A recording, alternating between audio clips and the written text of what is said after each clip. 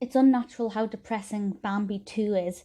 Obviously, the first film is exceptionally emotional, and I never watch it anymore. I kind of refuse to watch it because I don't like crying at films. I watch films to escape.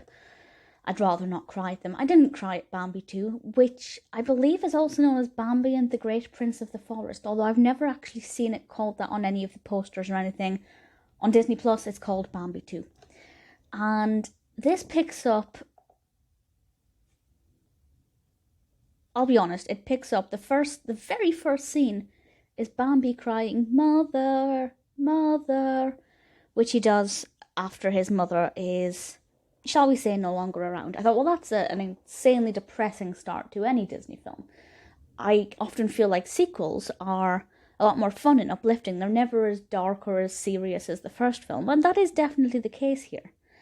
But it's still quite sad and depressing throughout. There are very few funny moments or kind of light relief. Bambi is now in the care of his father, who is the prince, and Bambi is learning to kind of be tough and a big boy, if you like. And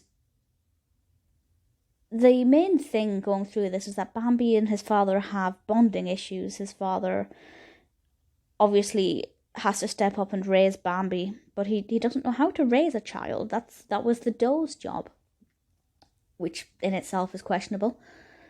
And it's all about them bonding and then having strains in their relationship, and poor Bambi doesn't necessarily always understand what his father is doing.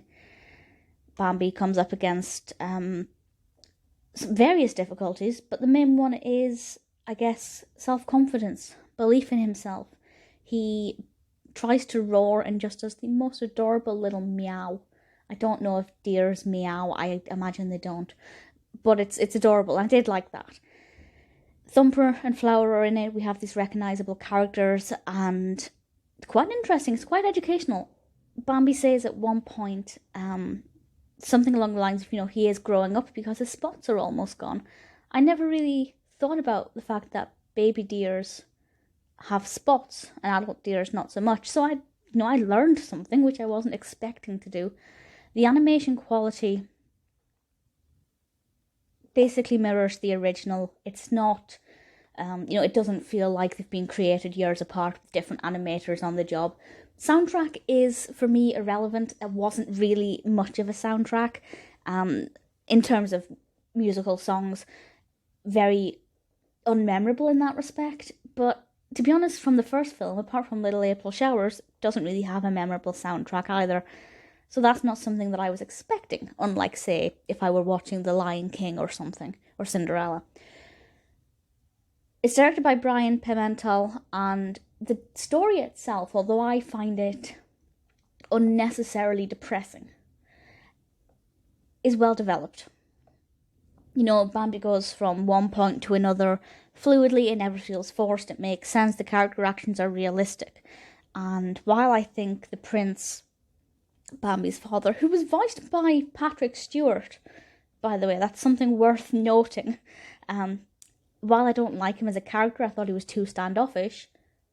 I think it's realistic and a believable response for that character who is grieving for his, I was going to say wife, I'm not sure what the term is, his mate, I guess, and who is suddenly tasked with looking after the forest and also raising his young son, with whom he's never really had the strongest bond because, as I said, the mother, the doe, raised the deer. And I think it's believable. Thumper is as adorable as ever. Brendon Baerg, I believe it's pronounced, voiced Thumper, and I thought that was some brilliant, really brilliant voice acting, to the point where I actually sat up and went, that's a great bit of voice acting. And I don't know what else he has done. Not too much, but he was born in 1998, so he would have been maybe 7 or 8 at the time of recording. Really, really great performance. It's a decent enough sequel. There's nothing fundamentally bad about it. It develops reasonably well. The characters are, the animation style is very recognizable. If you like Bambi, then I'd say it's a safe watch.